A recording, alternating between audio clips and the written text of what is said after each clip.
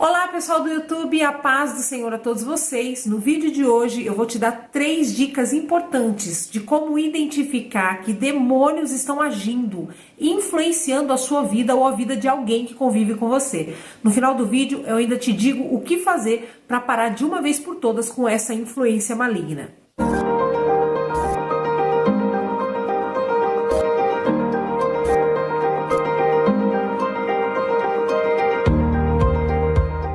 Bom, pessoal, existem coisas na nossa vida que mesmo que você esteja acostumado a viver assim, muitas vezes você está há tanto tempo passando por isso que você até acha que é normal, acha que é o seu temperamento mesmo, é o jeito da pessoa, do marido, do filho, e não é. É, na verdade, o espírito maligno que está ali influenciando desejos, influenciando ações, reações, influenciando sentimentos, então fique atento. A primeira coisa que você deve se atentar é a mudanças bruscas de temperamento. Por exemplo, um filho que era amoroso, de repente ele se torna agressivo, insensível. Um marido que era atencioso se torna agressivo, muda de personalidade. Essa é a palavra. A impressão que dá é que trocou a personalidade da pessoa. E essa pessoa pode ser você, tá? Tenha atenção. Antes você era um filho prestativo, educado, e de repente agora seus pais te irritam por qualquer coisa. Você vive reclamando. Você não consegue mais ter paz em relacionamentos que antes você tinha. Ah, eu era uma esposa carinhosa, submissa, sábia. Agora eu já não me vejo mais assim, já não consigo realizar as tarefas de casa, de cuidados com meu marido. A casa tá largada, a família abandonada. Pode ser que você esteja sendo atacado por influência maligna, sim. E uma coisa importante, muitas vezes as pessoas vão arrumar desculpas para essa mudança brusca, tá? Ele tá assim porque ele entrou na adolescência, porque ele terminou um namoro, porque ele começou a trabalhar fora. Fique atento em mudanças de personalidade repentina. Alguém dentro dessa casa, dentro dessa família vai ter que ter essa percepção, esse discernimento espiritual para poder lutar contra essa influência maligna. Senão a pessoa corre o risco de se perder mesmo. Agora, antes de dizer a segunda forma que o diabo tem agido na sua vida, deixa eu te convidar para você participar de um discipulado muito especial e completo que tem a finalidade de transformar de uma vez por toda a sua vida espiritual. Por menos do valor de uma pizza brotinho por mês, você entra numa plataforma completa onde eu praticamente pego na sua mão e te levo por um caminho de constância e amadurecimento de fé. O link está aqui embaixo na descrição e fixado no primeiro comentário. Agora, voltando para o assunto do vídeo, a segunda coisa que acontece na nossa vida e pode ser influência maligna são brigas constantes dentro do casamento, sendo que você, quando está longe do marido, da esposa, você ama, você sente saudade, mas é só a pessoa entrar em casa e todo o seu amor vira muita raiva, muitas vezes sem motivo nenhum aparente. Geralmente a convivência ela já nos dá, né, motivos para a gente ficar com raiva do outro, engatar numa briga com o cônjuge. Mas nesse caso, às vezes sem motivo nenhum aparente, não aconteceu nada, somente a presença da pessoa ela já te irrita.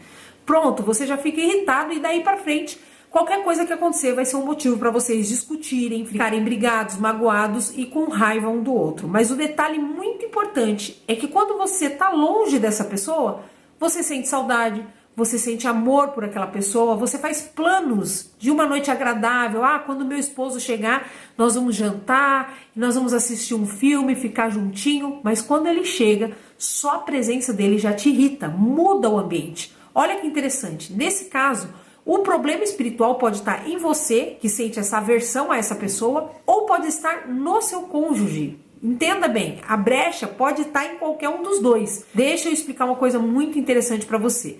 Quando se trata do mundo espiritual no casamento, a coisa é diferente, tá? Não é como em relacionamento de filhos, de parentes, não. Existe um agravante no casamento, que é o fato dos dois serem uma só carne. Veja bem, o espírito imundo, quando ele domina uma pessoa, ele domina a carne da pessoa. Inclusive, a carne é chamada no meio espiritual das trevas de cavalo. Não sei se você sabe disso, mas o demônio, ele chama as pessoas que ele possui de cavalos. Ele fala, esse é o meu cavalo. Porque ele monta literalmente em cima da pessoa. É na carne da pessoa. Por isso que uma das percepções espirituais de uma possessão é um peso nos ombros. Quando uma pessoa está com espíritos encostados nela, ela geralmente sente um peso, se tivesse uma outra pessoa montada nela nos ombros. E isso acontece justamente porque o espírito maligno, ele se empolera nos ombros da pessoa como se ela fosse um cavalo. Só que quando se trata de marido e esposa, existe um mistério que são os dois uma só carne. Não são duas carnes, é uma só. São duas almas, dois espíritos, mas uma carne só. Então essas duas pessoas compartilham da mesma carne. Veja que interessante, se eles compartilham a mesma carne, concorda comigo que se uma carne der brecha e receber influência maligna, a outra automaticamente vai sentir isso também? Isso pode parecer loucura para você, mas olha só o que está escrito em 1 Coríntios capítulo 7. A esposa santa santifica o marido incrédulo, e o marido santo santifica a mulher incrédula. Caso contrário, seus filhos seriam impuros, mas agora são santos. Veja só que legal, da mesma forma que espíritos imundos são compartilhados dentro de um casamento, de um para o outro, se um decidir ser santo, santifica o outro também, porque eles compartilham do Espírito Santo de Deus. O grande detalhe que faz toda a diferença é que para você santificar o outro, você precisa ser santo. Não é frequentador de igreja, não, é santo. Se você é santa, você santifica o marido e os filhos serão santos. Mas se você é um religioso, que tem lá sua carteirinha de membro, tem seu cargo na igreja, bate cartão na igreja, mas tem as brechas abertas para o mundo espiritual, é o que a gente vê por aí, tá? Até pode ser crente, mas a vida continua destruída. Não consegue a conversão do cônjuge, o casamento só vai de mal a pior. Então perceba que no caso onde o casal, um é crente, o outro não é, você que é crente, você tem que ser crente de verdade. Você não pode dar brecha para o inimigo, ou você vai estar sendo influenciado pelos demônios que entraram na sua vida através do seu marido. É por isso que a Bíblia não nos indica entrar num casamento de julgo desigual.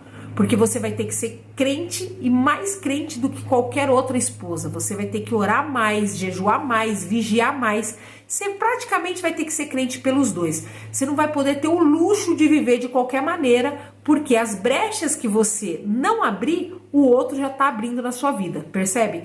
E por que eu expliquei tudo isso? Só para te dizer que se você sente que está sendo influenciado pelo maligno dentro do seu casamento, essa raiva gratuita quando você está perto do seu marido, da sua esposa, essa vontade de brigar por nada que você não consegue controlar, quando viu já brigou, pensamentos impuros dentro do relacionamento sexual, às vezes a mulher é crente, mas na hora do ato sexual vem pensamentos de fora impuros, pode ser que seja uma brecha, talvez não esteja em você, mas está nele.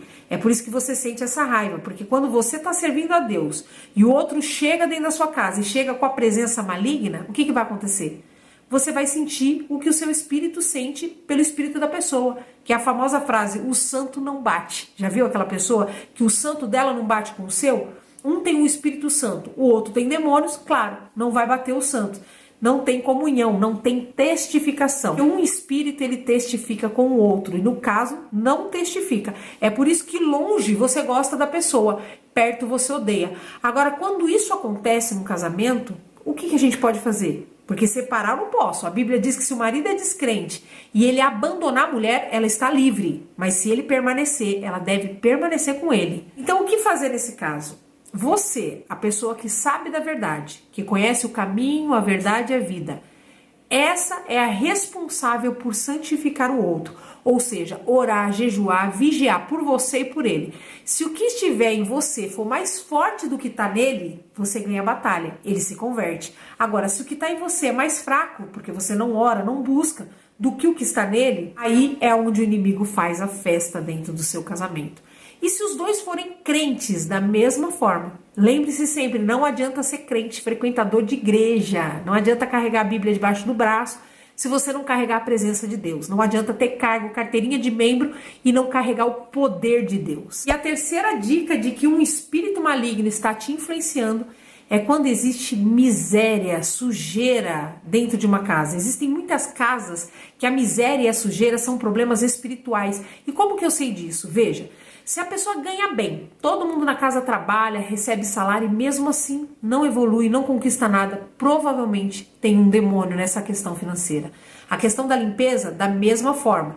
Se ninguém limpa um quarto, é natural, ele vai ficar sujo, ninguém limpou. Mas se tem alguém limpando sempre e mesmo assim tá sempre sujo, aí é que mora o perigo. Você limpa a casa, mas curiosamente tá sempre suja. Demônios. Você trabalha e não consegue nada. É como se o dinheiro caísse num saco furado. Demônios. Ou seja, quando não faz sentido, entende? Não é um posicionamento diante da situação, é algo mais forte do que as suas forças de limpar ou de trabalhar. Então, nesse caso, você deve ficar atento e começar a procurar a brecha pela qual ele entrou. O diabo nunca vai agir na sua vida se você não der uma legalidade para ele. Você precisa encontrar essa legalidade ou essas legalidades, porque às vezes são mais de uma, e fechá-las com urgência. E como prometido, eu vou te dar uma orientação que com certeza vai te ajudar a descobrir onde você está abrindo essa brecha, que é a oração do tabernáculo. Eu tenho um vídeo aqui no canal falando sobre essa oração. No meu discipulado que eu disse para vocês, eu também entro mais profundamente em como orar dessa forma, mas você precisa orar. Essa oração precisa ser diária e ter pelo menos 1 hora de duração por dia. E o melhor horário para fazer essa oração é às 5 horas da manhã, por ser o horário bíblico onde Deus sempre apareceu com a resposta. E cuidado para que a sua oração não se torne religiosa, tá? Cuidado! Eu vou falar mais sobre isso nos próximos vídeos. Então não se esqueça de se inscrever no canal, clicar no sininho aqui para não perder nenhum conteúdo. Deixa seu curtir, seu comentário para me ajudar a propagar mais e mais esse vídeo na internet. E também não se esqueça de me seguir lá no Instagram, Kelly Salles Oficial, porque lá eu apareço todos os dias nos stories, respondo todo mundo pelo direct e também compartilho muito conteúdo espiritual por lá. Deus abençoe a sua vida e fique firme em nome de Jesus. Tchau!